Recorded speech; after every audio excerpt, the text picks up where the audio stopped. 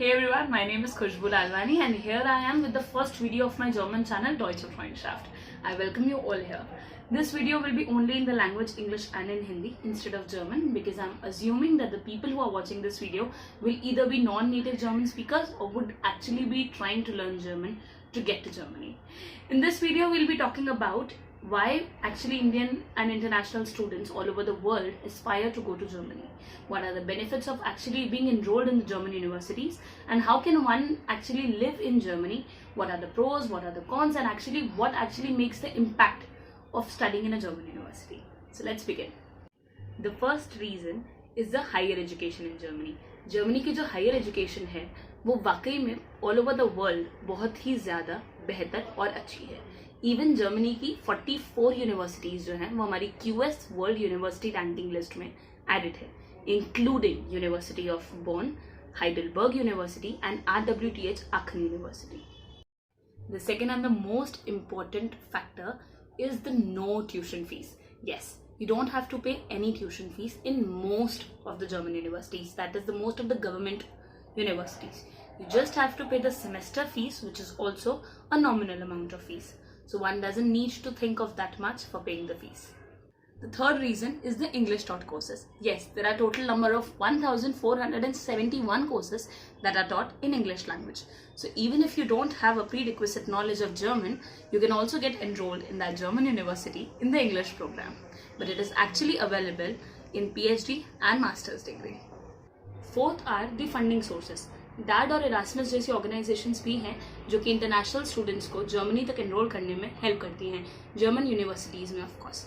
Also हाइवा का जो रिसर्च असिस्टेंट मैनेजर्स हैं, they also help you to find part time jobs in Germany while you are actually studying there. As an international student आपको 120 full days और 240 half days तक करने की permission है, यानी कि आप 20 आवर्स पर वीक तक काम कर सकते हो, which actually cost up to 5 to 15 euros per an hour. That means कि आप 450 to 500 euros के अराउंड पर मंथ तक कमा सकते हो, जिससे कि आपकी लिविंग एक्सपेंडिचर जो है वो आराम से निकल सकते हैं. The fifth point are the job opportunities. Germany में वाकई में बहुत अच्छी जॉब अपॉर्चुनिटीज हमारे पास अवेलेबल हैं after PhD programmes also and after masters programme also. आप 18 मंथ्स तक जर्मनी में अपनी जॉब ढूंढ सकते हो. अगर आपको लगता है कम डिग्री कंप्लीट करने के बाद कि आपको जॉब नहीं मिल रही है, तो आपके पास 18 मंथ्स का पीरियड है एक बेहतर और अच्छी जॉब ढूंढने के लिए. The sixth factor is exploring the Europe. Yes, we can actually explore the Europe because we have the student visa applicable for 26 different countries. You can visit Paris, you can visit Amsterdam, you can actually visit the whole Germany, Munich, Stuttgart or what's not. So just use that visa and explore the Europe. The seventh point is the German language. German language जो है वो world की 4th most popular language है, और अगर आपको German आती है जहाँ भी आप रह रहे हैं वहाँ से और जर्मनी जा रहे हैं तो वहाँ आपको बहुत हेल्प होगी, क्योंकि उस वक्त आपको डिक्शनरी लेके घूमना नहीं पड़ेगा. और अगर आपको जर्मन नहीं भी आती है तो भी आप जर्मनी में रहकर सीख सकते हैं, क्योंकि जर्मनी में 95% ऑफ द पीपल जो हैं वो सिर्फ जर्मन ही बोलते हैं और वहाँ की ऑफिशियल लैंग्वेज भी जर्मन ही है.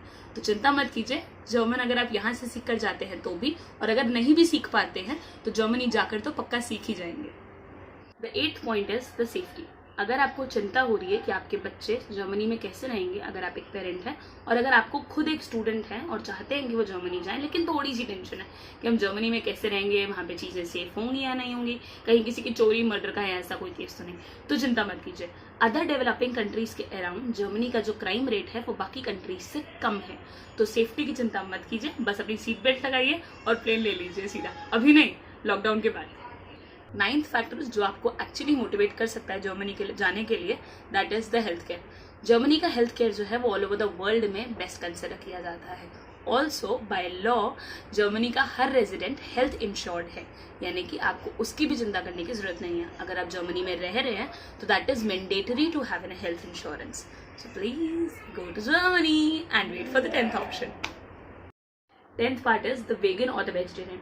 अगर आप वेजिटेरियन हैं या वेगन हैं और आपको टेंशन हो रही है कि आप वहाँ पर खाना कैसे खाएंगे, क्योंकि वहाँ का चिकन, मटन, मीट और ये सारी चीज़ें फेमस है, वहाँ के सॉसेजेस फेमस हैं, तो चिंता मत कीजिए, आप वहाँ रह पाएंगे, क्योंकि वहाँ पर वेजिटेरियन डिशेस भी मिलती हैं, इंटरनेशनल भी और वहाँ की खुद की ट्रेडिशनल डिशेस भी, जो कि वाकई में बहुत यम होती हैं। वहाँ की ब्रेड्स भी बहुत फेमस है।